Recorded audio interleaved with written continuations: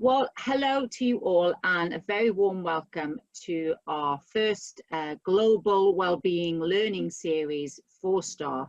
I'm delighted that we are joined today by Dr. Hazel Harrison, who we all had the pleasure of meeting briefly on our Be Well Wednesday email a couple of weeks ago.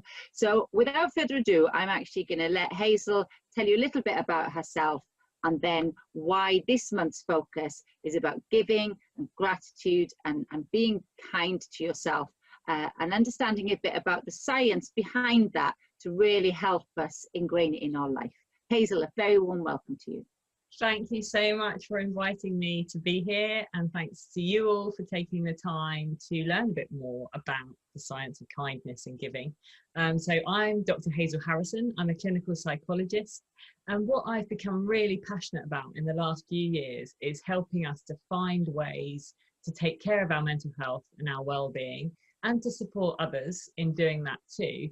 And just really, I guess, trying to share some of those like little tidbits and things that we know make a difference that won't necessarily eat into lots of time in our day, but just small things that we can perhaps do on a regular basis that will help us to build our kind of well-being resilience pool. So we start to build this resource that we can kind of draw from when we encounter difficulties and adversity and challenge. You know, we've got to look after ourselves in the good times and the bad times in order to be able to have something there that we can kind of pull from. So that's what I've been really interested in. And what we're going to do today is focus specifically on the science of giving and kindness. So I'm going to share my slides for a little bit and talk a bit about some of the science, and then we're going to break it up so that we can hear a bit more about what the schools are doing, get some really rich examples from what's already happening out there, and hopefully some of those might be things that are already going on in your school, or things that inspire you to perhaps give it a go in school or in your own personal life too. So we're going to be talking about all of those areas. And I guess what's really important to say is that what we talk about today won't necessarily resonate with everyone. There won't be everything that we share that makes you think, oh yeah, I'm going to go and do that. But I hope that we'll get to the end of today and there'll be a few things that you're curious about, that maybe you think you might try, or perhaps it might be as simple as just noticing the things you're already doing that fit into what we're talking about today and reminding yourself to keep doing those. So I'm going to start sharing. We will talk a little bit about science and then we'll come back, and hopefully that is working for you. Yeah, that's great. Great. Okay, so I'm just going to move our little faces over here. Right. So what I understand from Cognita is that you've got this beautiful well-being model already with the things that really make a difference to our daily lives and to how we can take care of our, you know, social, emotional, physical flourishing. And everything on here is really, you know, supported by the science. And one of these areas that we're focusing in is about giving and helping others. And why that's helpful, I guess, is what we're going to unpick today. So giving and kindness are slightly different concepts. And I guess more broadly, we're going to be talking about kindness, but giving comes into that. So when we talk about kindness, what we're talking about is the act of doing something beneficial to someone, often at a cost to ourselves, but predominantly accompanied by a sort of positive emotional experience that we have. So when we do something that's kind for others, maybe it puts us out a little bit, or it requires some time or effort or resource from us, but in doing so we often will feel good. And maybe they'll feel good too. So kindness can be about giving, and that might be, you know, giving financially, or giving of time, as I said, or giving of your resources, giving of your empathy and compassion, but it can be other things too. So it can be about allowing some emotional connection to be there, giving and kindness in a way which is about spreading positive emotion too. So I suppose as we move through today, I know your theme is very much around giving, and I think we're just expanding that a little bit more to encompass some of those other areas too. But in a way, maybe we can see these things as slightly interchangeable, the giving and the kindness. And really, it is a win-win. And that's why I think I feel so excited about the possibility of kindness being a really strong pillar in our well-being. And I think, you know, this quote says it beautifully. It is one of the most beautiful compensations of this life, that no man can sincerely try to help another without helping himself, or herself, obviously. And so we have this beautiful possibility that in being kind, it actually benefits someone else and probably benefits us too. And earlier last year, it was for World Mental Health Awareness Week. The theme was actually all about kindness and doing good and helping others. And so in relation to that, there was lots of kind of evidence that was pulled together to really support why this matters. And I think what we're going to do today really is pick out a few areas that are specific to kindness that we're going to relate to the science. So we're going to talk about gratitude, we're going to talk about self-compassion, and we're going to talk a bit about our stress responses and the tandem frame to stress response. So how we can actually bring these to life too, how we can bring them into our daily lives. Because right now, for many of us, we're still struggling with the way that maybe we're having to live our lives, the things that we perhaps can and can't do. And so I think kindness becomes even more important right now whilst we're moving through this pandemic and needing to connect and support each other in that. Before I dig into the research around gratitude and compassion and kindness, I just want to remind us all about how our brains work, about how complicated they are, and just a few things that I'm sure you will be very familiar with, but just I think it's helpful just to remind us about. So the first of these is to remember that we have evolved to have a negativity bias. And this is a very sensible trick of kind of Mother Nature to ensure that we survive. So we each day are kind of primed to be able to notice the things that aren't working so well, to notice the dangers in our life, to spot any potential threats that might be coming our way. And our brain is excellent at doing that. It's got it down. It's such a cool skill. It's like, I can do this all day, just spot the things that might go wrong or the potential areas for danger. And so we call this the negativity bias. It means that we're much better at spotting the things that aren't working or that might present a threat to our survival. And we need to hold this in mind when we're thinking about some of these ideas today, because it may be that we have to think about, and I think this is part of taking care of our well-being, that actually we have to consciously cultivate the opposite of the negativity bias. We have to think about how we want to get this in balance. Of course, we need that negativity bias. We don't want that to disappear. That's what's keeping us alive. But we want it in a balance. We don't want it to get so noisy that we can't notice the things that are working well. We can't tap into the kind of positivity aspect of it too. And we need to remember that our brains, even, you know, as we move through adulthood and into older adulthood, are very plastic still. Not as plastic, of course, as they are in our childhood years, but we can still change how our brain functions throughout our entire life. We can still learn new things. We can, as David Eagleman, the neuroscientist, calls it, live wire our brains for something different. So even if you've never tried what we're talking about today, or you've not really played around with some of these ideas before, we have the potential to change how our brain functions.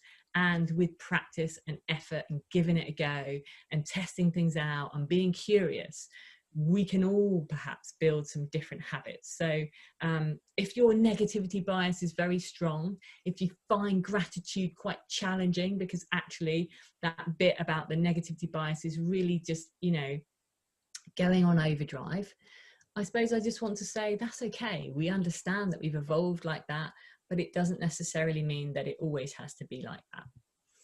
So why do people give and why are people kind? And, you know, there's some really interesting research around this to suggest that, you know, we are almost kind of predisposed to help others, that even toddlers find it rewarding to actually help someone else, to be helpful. So, you know, even from our kind of early childhood years, there's something perhaps intrinsic about being helpful, giving to others, that is part of who we are. But it's perhaps we've evolved because it's part of our survival to be cooperating with others. So actually, if we think about why we're kind, maybe there is this element about, you know, we work better in tribes, and when we're kind, we connect to others and ensure that our tribe is around us. Another reason why we're kind, or why we give to others, is because we have this amazing capacity to feel empathy.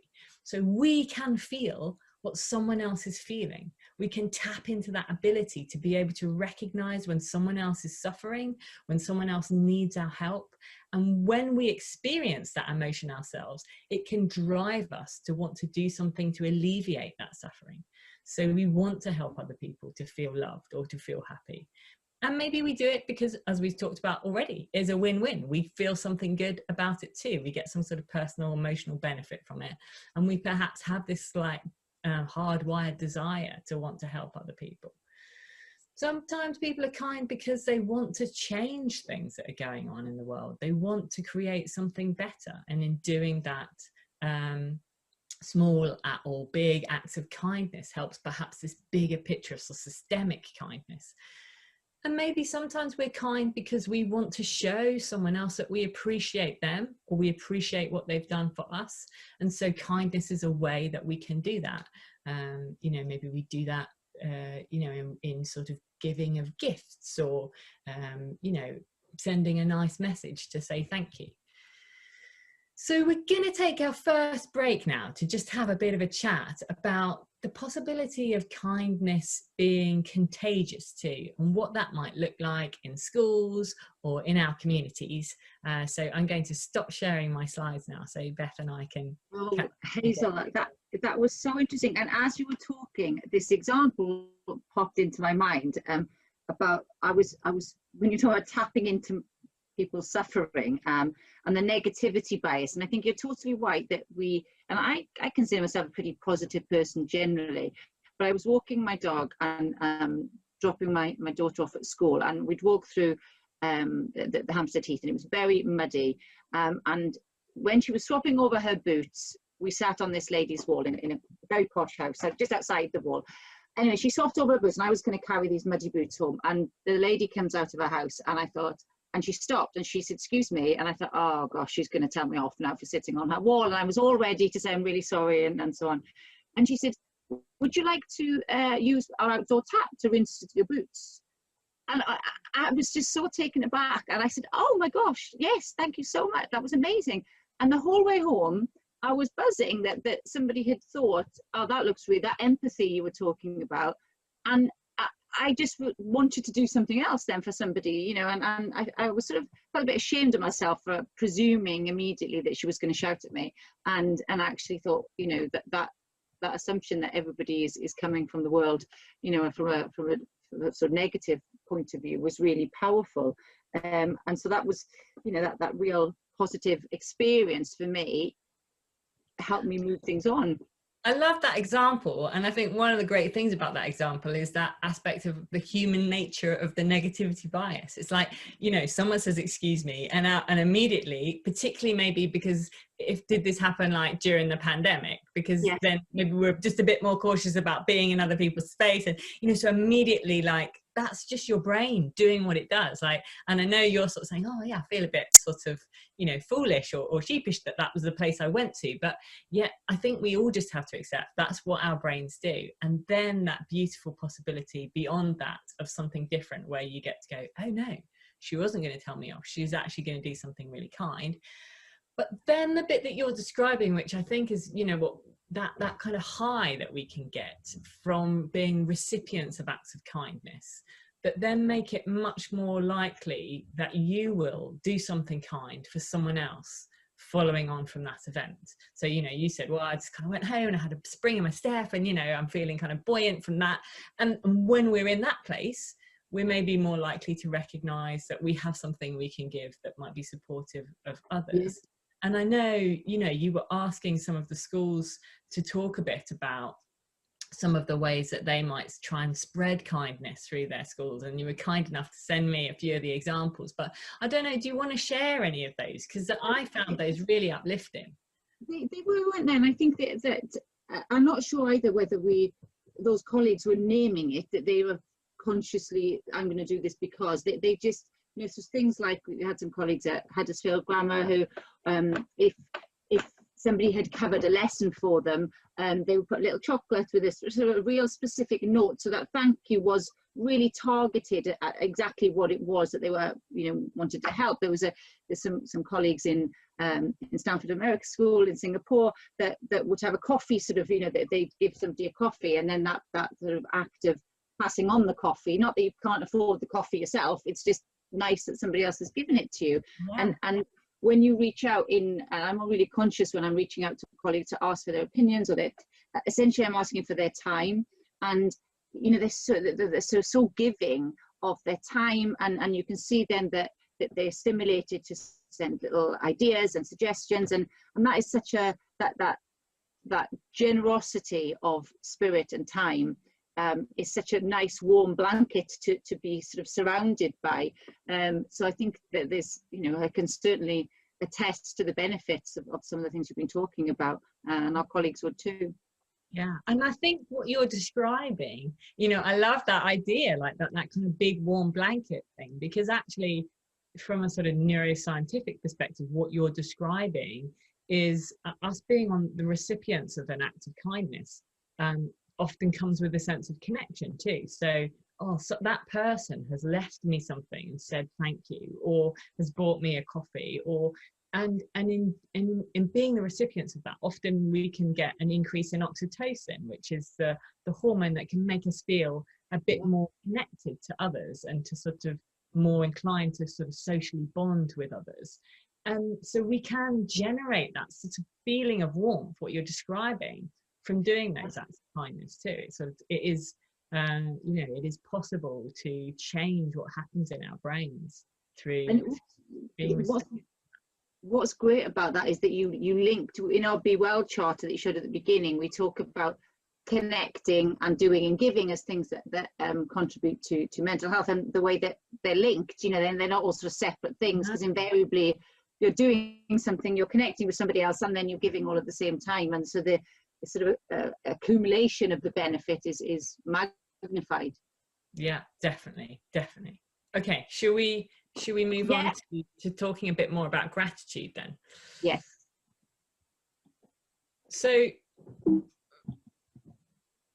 just to finish off then, that kind of idea of kindness contagion, some of the theories around this are sort of about positive conformity. So if you're working somewhere where there has become a sort of a general rule that you gift coffee to your colleagues, or you pay it forward in some way, or that if someone has helped you out, that you express that. If that has become kind of part of the nature of the school, and of course sometimes that takes a big, you know, a change maybe initially to decide this is what we're going to do.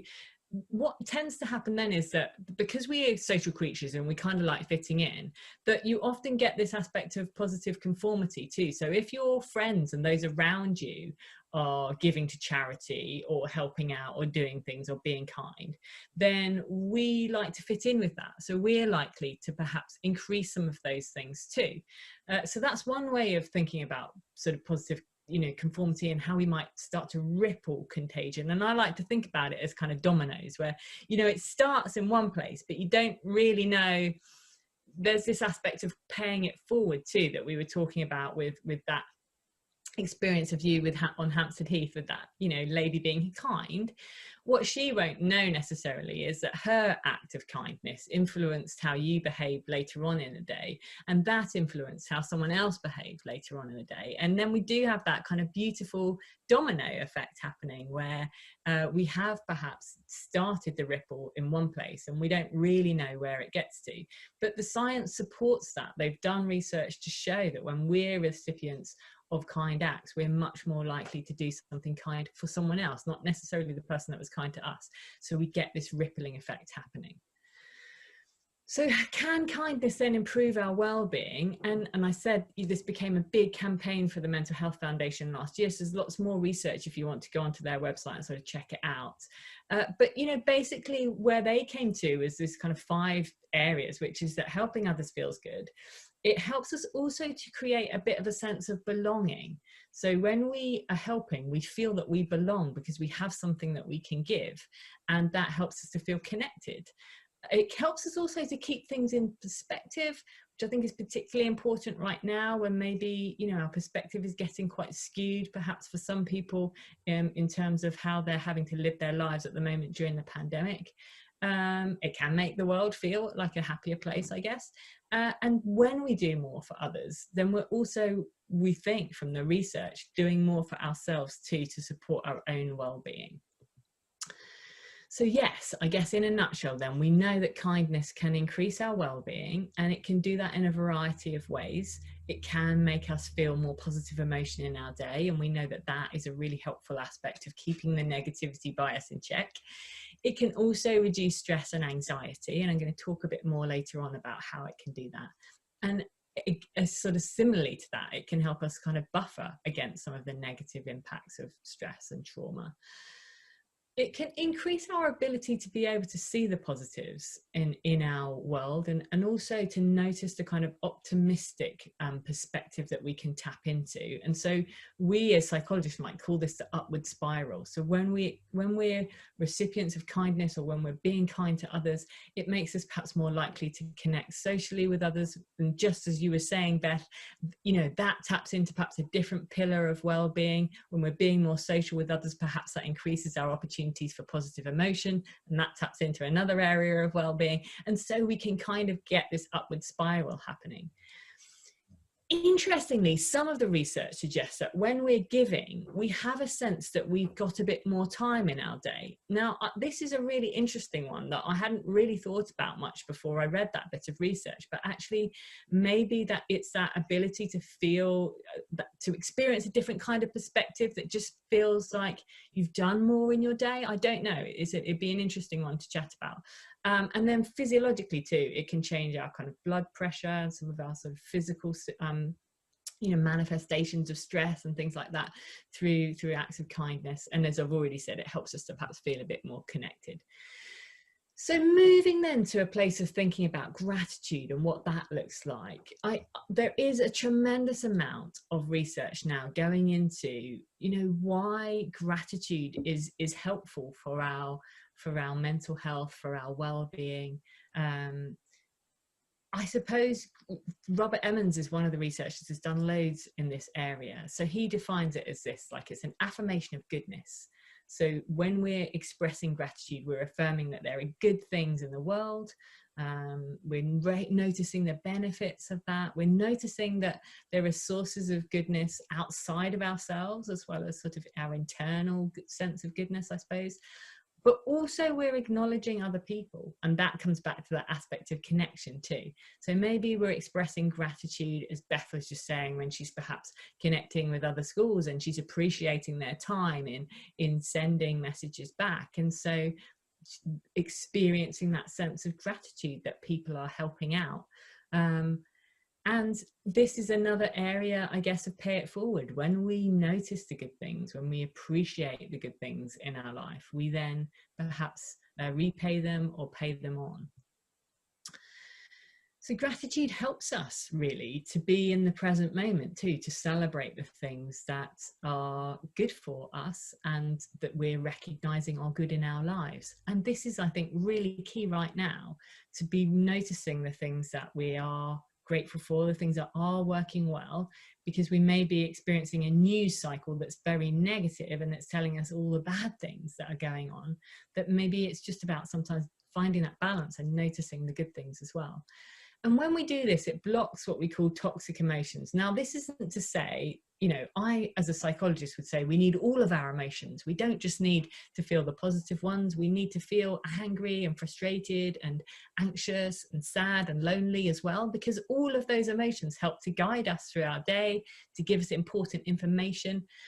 But we do need them in a balance. And so I suppose what the research is saying is that when we express gratitude, when we find ways to tap into gratitude, it perhaps blocks some of those stressful emotions that might be going on and on. It gives us a little bit of respite from that and helps us to build our resilience against stress. And as I've said, it also helps us to feel a bit more connected to other people too. It can help us feel more empathy. I think that, you know, that goes into the sort of helping us feel connected to, and sometimes increases our self-esteem, can improve our sleep. So, you know, the research behind gratitude is really very glowing in terms of its benefits. There is a darker side to gratitude though, and I want to make sure that we're presenting all areas so that people can think about, you know, what to watch out for too. So one of the things that the research is showing is that we can get to a point where we experience a bit of sort of gratitude fatigue. So if you started maybe some sort of gratitude habit, very common things are keeping a gratitude journal, for example, where you talk about the things that you're grateful for each day. And there are a variety of ways that you could do this. Some people do it as just kind of a list format. Some people just pick one thing and they really expand on it and write about that. Some people do it through apps on their phone. There are lots of gratitude apps where maybe you take photos of things that you're grateful for. In my family, we keep a gratitude jar. We write stuff that we're grateful for, we put it in the jar, and then when we're all feeling a bit we get the jar and we read some of the things that we were grateful for, or some of the good things that had happened, and we kind of revisit it. And that's one of the great benefits of gratitude, is that actually we can sometimes revisit it too. So it's sort of a positive in the moment, but it can also be a sort of supportive experience down the line too.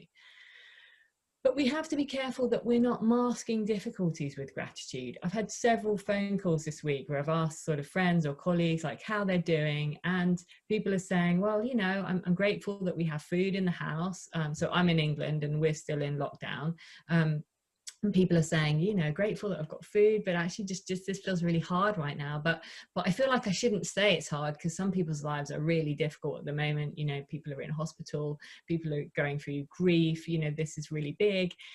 And I think it's really important that we keep this in check. It's like, yes, we don't want to just experience gratitude, when it's okay for us to also recognize that it's hard. It's hard in different ways for different people. So we got to make sure we're not masking over the difficulties with gratitude. And lastly, I guess the darker side of gratitude is if you feel sort of indebted to someone else. And so you feel you have to express some gratitude to them, rather than it coming from a place of sort of authenticity. So let's take another break then and just talk about what gratitude looks like in some of the Cognita schools, and some of the ideas that, you know, you're seeing, Beth, about how people are keeping gratitude alive, because I think it's become a really big theme, hasn't it, in schools to get children. Yeah, well. Absolutely. But I was glad you sort of finished with that sort of cautionary note of you know, that there's not some sort of hierarchy of suffering, you know, and just because you're conscious that you have food and you know, the basics, if you like, that doesn't mean that your suffering is less valid because there's something else that's bothering you.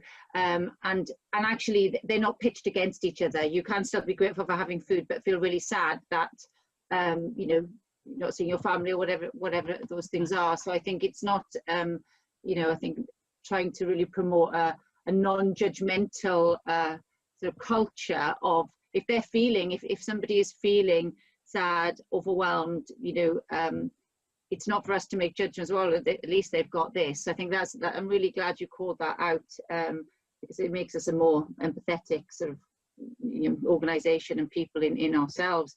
And I think they can coexist. We can be grateful, and we can also be struggling, suffering, finding things hard. You know, they don't have to be one or the other. Exactly, they can sit alongside each other. So thanks, Anna, really helpful. And I also liked your domino, because I liked it. We have a CEO, Chris Johnson, who I think is really excellent at thanking us, our colleagues, and he makes such a point, and it's not sort of blasé thanks. It tends to be very specific and targeted, and it can be on an organizational level or on individual levels. And that's a really nice example of from top down, if you like. But actually with this sort of thing, it can be from middle. It can start any point in the domino. It doesn't need to be something that, you know, any of us can, in no matter, you know, what school, at home, in your, you know, anybody can start off the chain of gratitude. And so I think I like that domino, but the fact that you could start it anywhere, is that sort of makes sense? Yeah, absolutely. And I think that's the key thing, isn't it, to remember that we have some ownership over this, and how we relate and respond and what we notice in our day will not only change how our brain wires and rewires in relation to experience. So let's hold on to that as well. You know, let's think about, okay, the more we start to notice the things that are working well, the better our brain will get at doing that, because our brains like to try and get better at stuff and to kind of become more efficient. And so that's why, for example, writing a gratitude journal or establishing some kind of gratitude habit can be a really great way of sustaining well-being. So people who do that exercise for, say, 2 weeks actually maintain some of the benefits from that moving forward beyond the time that they're keeping the journal. And I think part of that is because they've become better at noticing the things that are working well. And even if they're not writing them down, they're just noticing those things in their day. And you're right, that can start anywhere. We can all start that. And so that's powerful to think about. Okay, so we can change how our brain functions, but also we have the possibility that we can influence how other people are feeling too, and how their brains are functioning through what we do. And you know, that can start with one of the children expressing some gratitude to one of the teachers, and then the teacher expressing some gratitude to a parent, and then the parent, you know, and you don't really know where it goes. I suppose that's the kind of exciting part of the domino ripple effect. So you're right, there's no hierarchy. And it's sometimes I've had colleagues say, you know, I've done something, I've said, and I don't know how they've taken it, and then there's a worry about how they've taken it. And I've been saying, I don't know if this is right or wrong, you know, when you give, whether that's your gratitude or anything else, you have no control over how the recipient takes it, and you don't need to worry about that, because that sometimes can be counterproductive. But I'm not sure if that's sort of the right advice or not. You know, I think that's completely, you know, really important that we hold on to the fact that we can't always influence and control. We definitely can't control how people will receive, you know, our act of kindness. And I suppose for me, it comes back to this idea of intention, and knowing what your intention is about and why you're behaving in certain ways, why you've decided to, you know, express thanks or do some act of kindness or volunteering, and if it comes back to the place that feels right for you in terms of intention, then you're right. The rest of the things we kind of have to sometimes let go of. Maybe there are things we'll learn about, you know, what our friends or our colleagues receive well, and what they and different ways that they might like to receive thanks or gratitude. And so perhaps that's about how we navigate our relationships and our willingness to kind of try different things and be open about these things. But I think you're right, it has to, ultimately it's about just coming from a place where you know, you're clear on what your intention is and what's behind it. And the bigger picture, if we all did that, would be a better society, I guess. I think it would. Yeah, that's the really exciting thing. And so I suppose the hierarchy bit does tap in a little bit to some of this too, because I think there is that opportunity perhaps for those in senior leadership positions, or those that have some say over how things roll out in schools, to be modeling this. So it's not necessarily it always has to come from them, but I think we have to hold in mind that that is how we work sometimes, that we need those in positions of leadership to model for us how we, you know, how we can tap into some of these ideas and what that looks like in our own sort of school cultures or ethos of the schools. So, okay, should we move on? Yeah, lovely.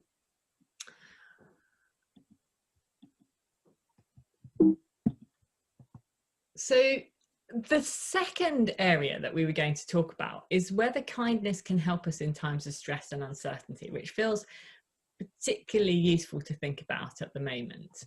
And One of the things that I became really interested in a few years ago was the different stress responses that we have available to us. Because when I was studying as a psychologist, I only really learned about the fight or flight stress response. So this is the one that we probably are most familiar with, which is when we're faced with something that feels like it's threatening our survival, our body and our brain activates a stress response, which changes how our brain functions, and it shuts off certain parts of the brain and body to make us most ready to fight the stress or threat, or to run from it, or occasionally to freeze. So we've evolved to have this very common fight or flight response that we're probably all quite familiar with. It's the one where you probably, you know, if you're walking through, I remember I was walking with my children through a forest, and there was something that I thought was a snake, and I had the startle response. It was actually just a branch, but you know, and I did that like oh thing, you know, and then that startle response often comes from that sort of fight or flight bit. It's very quick. You then notice that your heart is beating quite fast. Maybe you've sort of got quite sweaty palms. Sometimes the fight or flight response gets kicked off when we're about to do maybe like a big speech just to a number of people, and we perhaps find those things a bit threatening. You know, sometimes it happens in real times of threat and crisis. So for lots of people, they may have been experiencing that fight or flight stress response in relation to the pandemic, having those moments where they're feeling, you know, really in danger. But what I didn't understand, and I've come to understand more in the last few years, is that we have other stress responses that are available to us too, and that we can kind of tap into, and that have also evolved for very good reason, but we maybe don't necessarily know always how to activate those. So one of the ones that is this idea called tend and befriend. And so our tend and befriend stress response is triggered when we're facing something that's bigger than what we can handle on our own.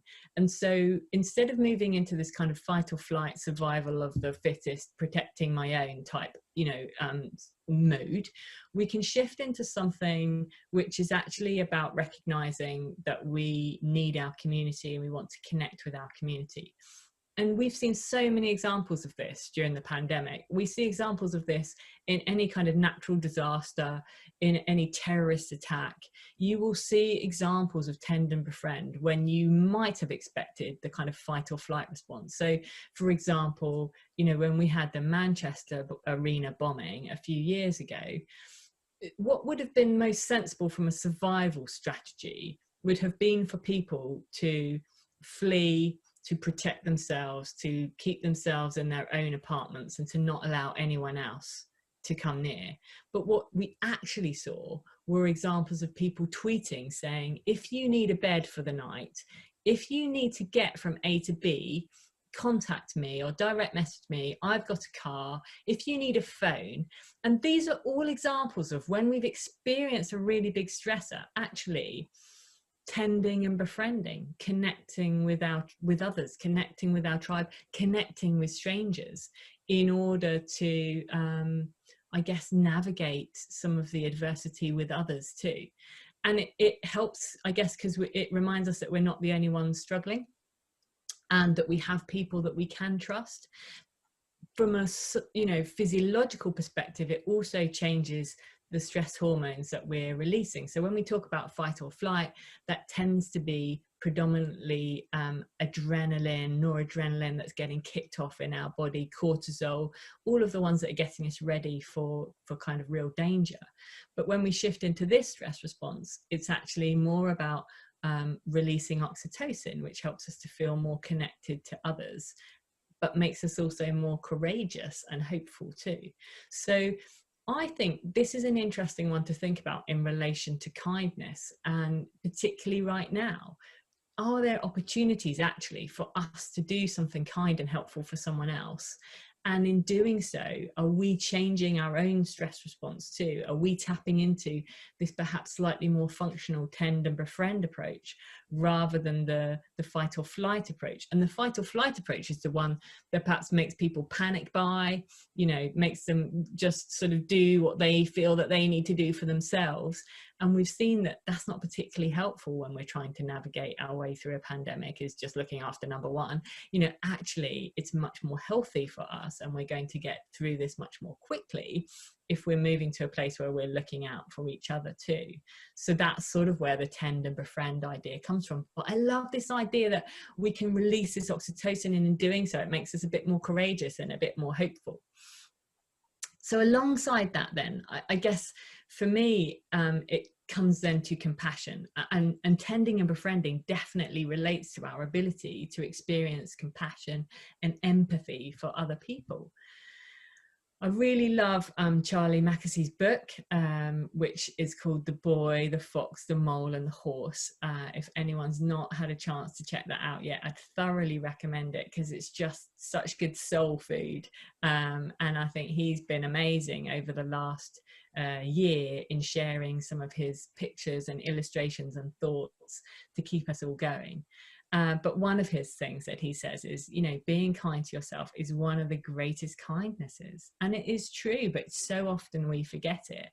We perhaps feel that being kind to ourselves is selfish, or, you know, isn't the way that we kind of can generate a better world. We wonder about kind of kindness to ourselves. Some people worry that it's all a bit sort of warm and fuzzy, and it's not really going to help us get stuff done. So I suppose I wanted to bust some of those myths for a minute and actually talk about what we know from the research in relation to compassion and self-compassion. So Paul Gilbert is one of the experts in this area, and he talks about compassion and self-compassion is really about recognizing what it is to be human and what our basic needs are. And he says it's more than being simply kind to ourselves. It goes beyond that. So he's sort of saying it's not about self-care, it's not about the kind of chocolates and bubble bath, and those things are important, don't get me wrong, like we all need those self-care moments, but self-compassion is something greater than that. It's about sometimes recognizing our suffering, turning towards it. We've talked a lot about this today already, you know, Beth and I talking about there's no hierarchy of suffering, that actually we can all be suffering or struggling in some way or another. Turning towards that and making some space, taking some action to try and alleviate some of that suffering. And Kristen Nerf, who's really spent a lot of her career studying this, has come up with sort of 3 key elements of self-compassion. And I just want to talk us through those so that we can remind ourselves about what it really looks like in action. So first of all, it is about self-kindness. You know, we've been talking a lot about kindness today.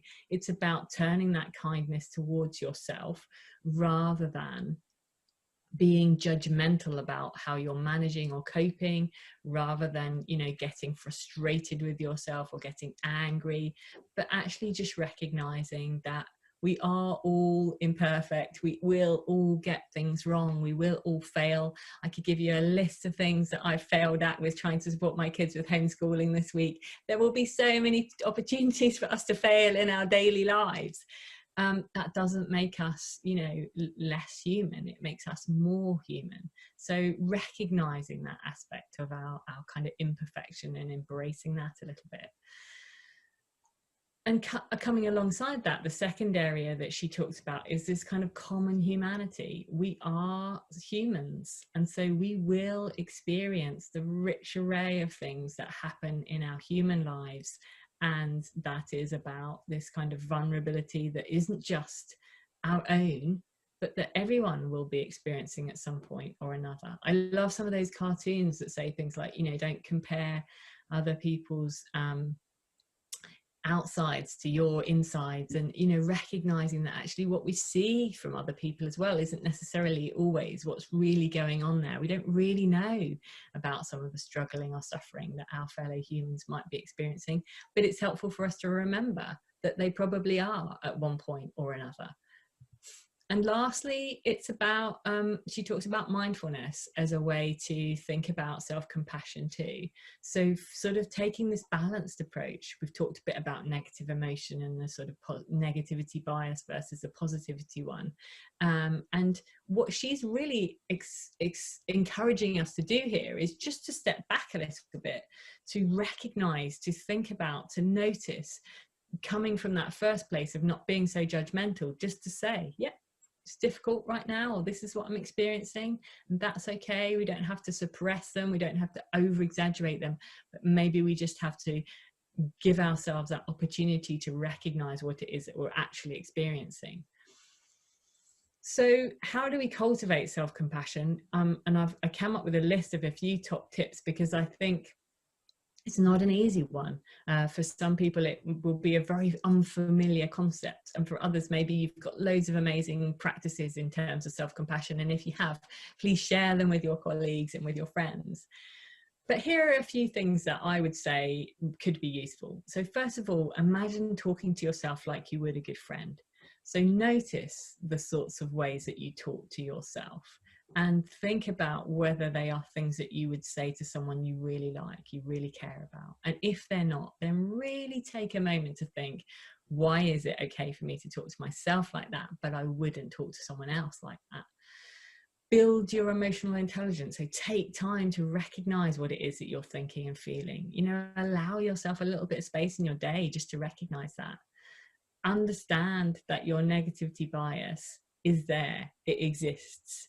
There's nothing wrong with you if your brain goes to that place. You know, being kind about that too.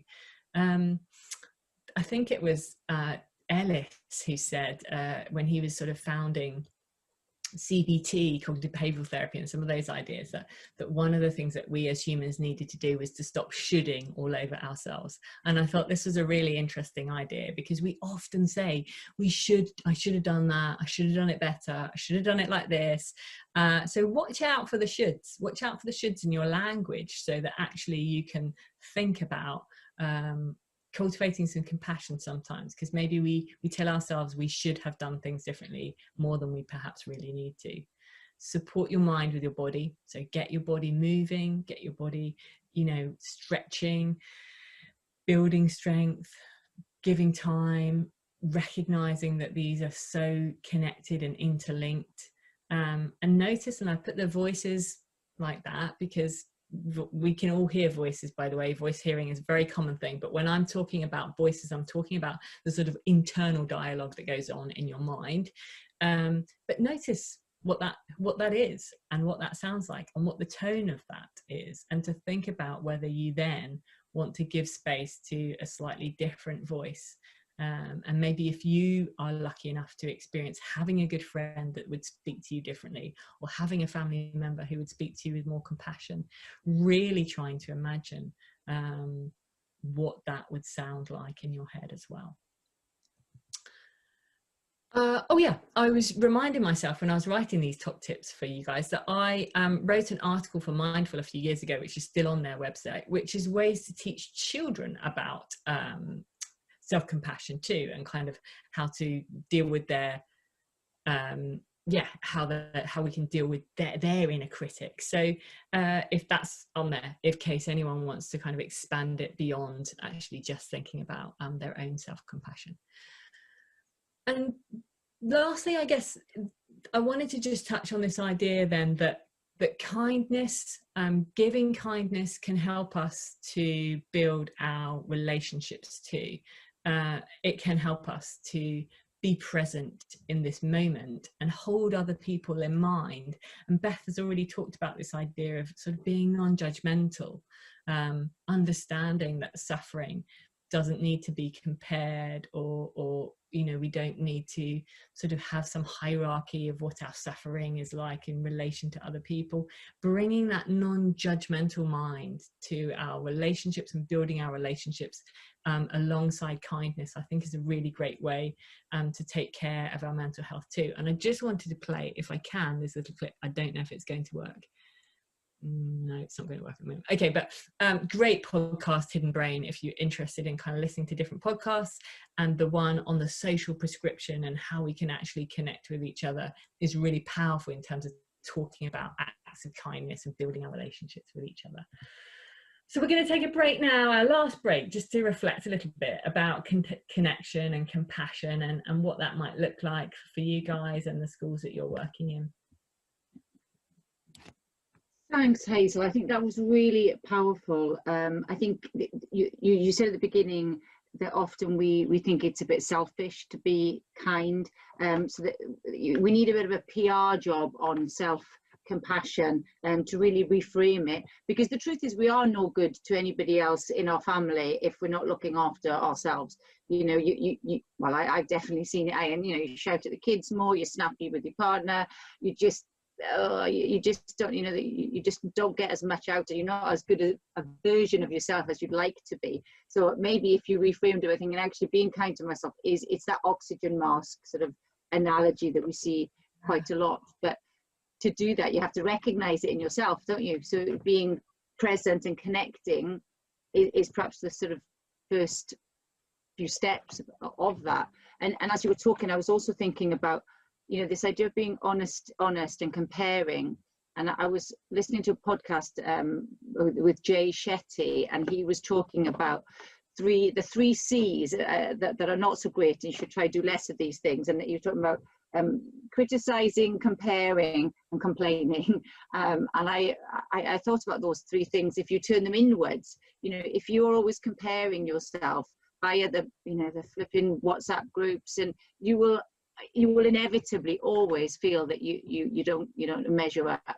And so I think perhaps for all our colleagues, trying to compare themselves less with everybody else and just trusting their own barometer a little bit more.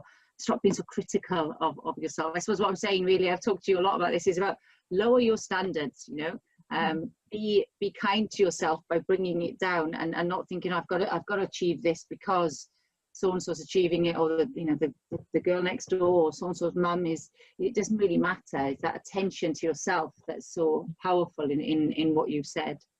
Definitely. And I think one of the things that people worry about with self-compassion and kindness is that if they are kinder to themselves, that they'll perhaps achieve less. And, you know, you and I are both talking about, well, maybe we'll just lower the bar a little bit at the moment to navigate some of this complexity of how we're perhaps having to live our lives in different ways.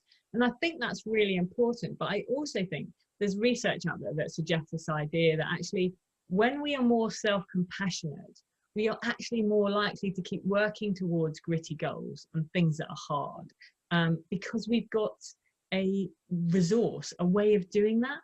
That means that actually when we fail at it, when we find it hard, when we struggle, I think they did some research with college graduates or undergraduates doing exams, and actually found that those who were more self-compassionate with themselves, the next time if they didn't pass the exam, you know, they were able to keep working harder to it to be able to sort of achieve it. Whereas those who weren't able to cultivate that kind of self-compassion actually did less well the second time around, because they hadn't been able to kind of tap into that bit of, yes, this is human, it's okay, to enable them to then move forward from there. So I think there is that aspect of, you know, remembering that being compassionate doesn't necessarily mean we're letting ourselves off the hook for stuff, or that we're not going to work as hard, or we're not going to try as hard.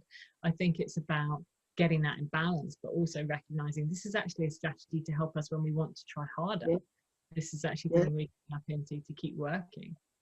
And I think it is something that we have to, only we can take ownership of our own self-compassion. Nobody else can do it for you. So, you know, with that in mind, you've talked about so many things, my mind is buzzing. If you had some sort of top tips to really give people things to think about, to embed in their life, to take ownership of this sort of self-compassion, what might they be? I think for me, one of the most powerful things, and you know, we talked about this when we first met actually a few years ago, and I was doing some of the work around helping children to understand how the brain works, and we were talking about this idea of maybe having like imagining little characters in the brain, and how we could have like the upstairs and the downstairs part of the brain. And I think for me that's actually been one of the most powerful things, is to kind of remember and to be able to get some space from the perspective that we have lots of different sort of things going on in our brain, and we do have the thoughts and the thinking part of our brain, and we have the feeling part of our brain, and I think to me, I kind of see that as different sorts of characters sometimes. And I imagine that there is a kind of compassionate character in my head, and that there's also, you know, one that's perhaps pushing me and you know, telling me to do certain things. And I think I find that idea of imagining that I can kind of step back from that, having that space, is really powerful when we want to start cultivating self-compassion, which is why I think those ideas like talking to yourself like you would a good friend, or thinking about what is that voice that I don't have in my head or that I need with me right now, that might be the voice of a compassionate parent or a really good friend. And I think that is a really great place to start, because we have a bit of a model for it already, hopefully everyone's had a chance to experience some warmth, some empathy, some kindness from someone else, to think, oh yeah, I need to take that on myself, I need to imagine that person with me. So I know it might sound a bit funny to say, oh, it's all these characters in our head, but in a way, for me, that's about perspective. It gives us a chance to sort of step back from it and go, okay, I can hear that there's a character that's getting really worked up about all of this right now, but there's also another one that can say, it's all right, Hazel, you're doing your best. And you know, and that advice you give, you know, I know that many of our teachers are doing a brilliant job supporting parents, and I'm pretty sure that a lot of the advice sometimes they tell the parents, they're not always applying to themselves. And so it's that you know, imagining what your friend would say or what you would say to your friend, and reminding yourself that of that is you know, something that a good tool to. I think it's a good place to start, and there are lots of other places we can go from there, but for me, you know, maybe just holding on to that to begin with, just playing around with that, which means we just have to give ourselves a bit of space to recognize actually what are the sorts of things that we're saying in our internal dialogue, what are the supportive bits of that and what aren't. Because then, right, and I guess this is the bit that's exciting, that taps into what we're talking about today, when we've got a hold of that voice a bit more, when we've been able to listen a bit more strongly to perhaps that voice that is more supportive and more like a best friend in our own internal dialogue, I think what we find is that that comes out in our interactions with other people too. When we can experience that self-compassion, then we can also then extend that to others as well, rather than perhaps allowing that negative inner critic to have the floor all the time and to be taking over, which actually also will pour out into our connections and our communication with others too. So if we're giving the negativity bias a lot of airtime, and that kind of inner critic, you know, a lot of airtime, then it's likely that we'll start to do that in our relationships too. Okay, super helpful. Okay, so I've just got a couple of slides to share before we wrap up, just to kind of remind us, I guess, about where we've got to and what we can go next. So there is a darker side to kindness, and I thought, yeah, we should talk about the darker side to kindness. We talked about the darker side of gratitude, and one of the things we've already talked about today, Beth, which is this idea about kind of letting go of being outcome focused. We might think, I'm going to do this really kind thing for someone else, and they're going to think it's amazing, and it's going to create this fantastic ripple of kindness. And actually, maybe it doesn't. Maybe they don't think it's amazing. Maybe they aren't that impressed. You know, all of that you kind of think, okay, so we have to perhaps let go of what we expect to happen from our acts of giving and kindness, to be a bit more present in just doing that and letting that come from this kind of authentic place.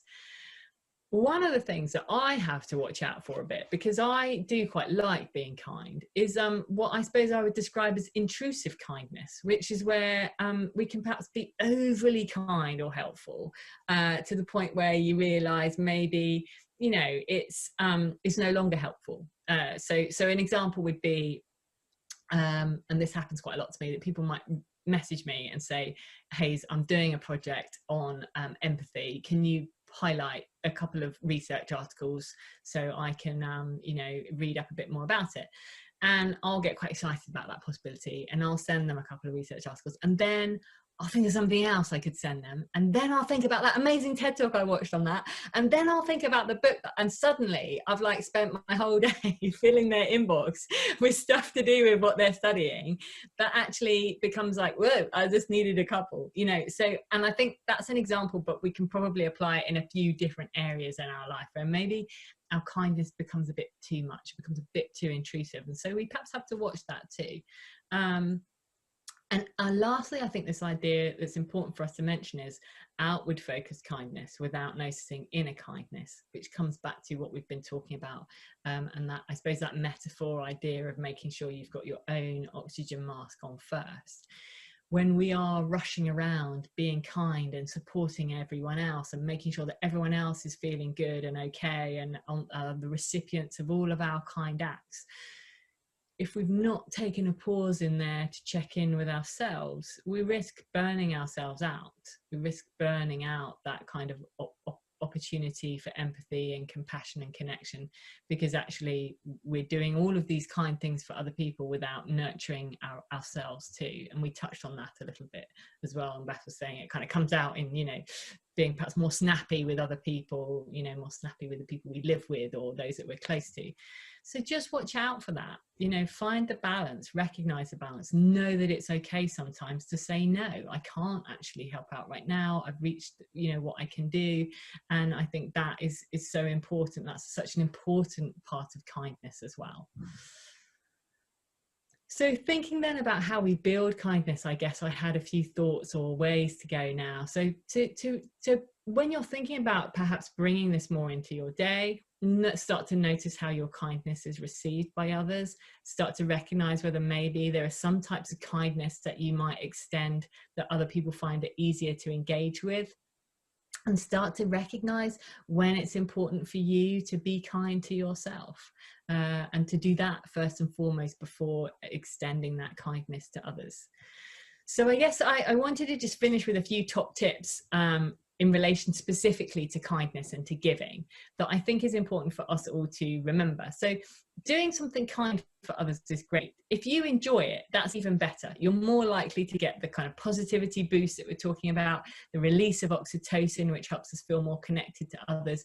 If you're doing something that you like doing, and we've already talked quite a bit today about intention. So keep in mind why you're doing what you're doing. Don't overdo it. So, you know, don't go all guns blazing with all of the, you know, acts of kindness so that you're going to burn yourself out.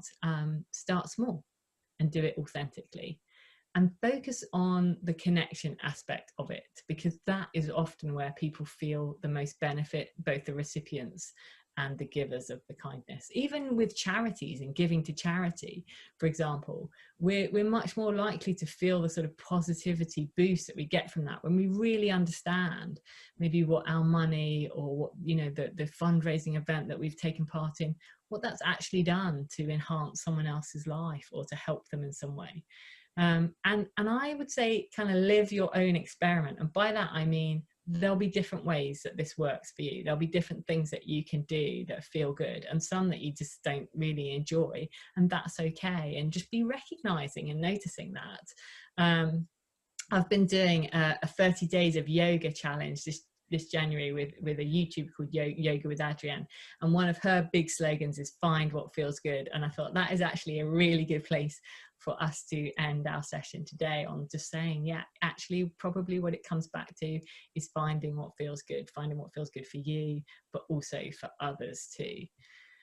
And these are my contact details. If you'd like to connect with me, please do. I always love to hear what people have taken from sessions like this. Maybe there are things that you found useful or things that you didn't find useful. So, you know, either please feel free to get in touch and to let me know, or if you want to share any of your amazing school initiatives in relation to kindness and giving, I always love hearing about that too. So I'm going to stop sharing my slides now and come back to kind of wrapping up with Beth. Well, Hazel, you've just given so much for us to think about. And I think what's been really special is understanding the science behind it that really validates what intuitively we want to do for others, but really for ourselves as well. And I think understanding the evidence that sits behind it and the science that sits behind it just does make it that little bit more compelling for us to really prioritize it. But it has to be a choice, and it has to be something that we put first. But your messages of starting small, doing little things, it doesn't take long before you see, if you're doing something little just for a week or a couple of weeks, it's much better that you do that, and then you'll see the benefit of it, because I think that progress is your motivation. So you'll think, oh, okay, and you're doing the dot and stepping back and giving yourself some time to do that. So thank you so much. I think there's been amazing things to digest there, and I hope that anyone who's listening will be able to cascade it to their families or to their colleagues in work. And above all, January in our Be Well Wednesday calendar is Giving Month. But I hope we've expanded that giving doesn't just mean giving outward, it also means giving to you. So thanks ever so much. Thank you very much. Take care.